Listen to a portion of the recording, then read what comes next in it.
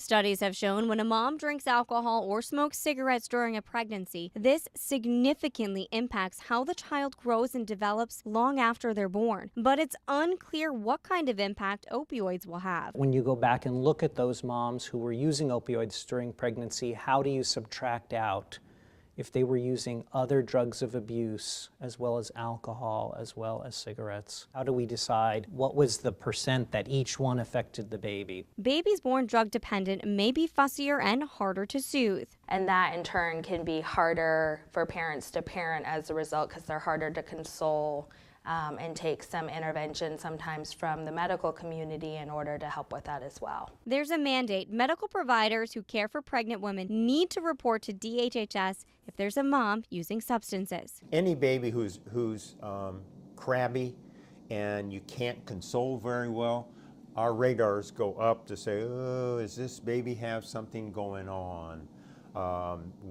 in the withdrawal category? We always are viewing the cases from the child safety perspective, and we're looking at our statutory authority in order to choose whether we can intervene or not with a family. Here in Maine, a new law has been implemented called the Chapter 488 Prescription Monitoring Law, which takes a look at prevention and tries to have fewer prescription opioids out in the community. Since that has been in effect since last July, we've noticed a 10% reduction in 1 year in the number of opioid prescriptions that are written in Maine, which actually translates to about 10 million fewer doses of opioids out in the community in the past year. There's also a pilot occurring for really high-risk families that have substance abuse within the family, where there's both co-located intensive outpatient treatment as well as intensive parenting for the families, to try to get a handle on having a better outcome for those families and for those children. Clearly, those children are going to be faced with a lot of trauma if they have parents who are not adequately treated and who are currently addicted to a substance.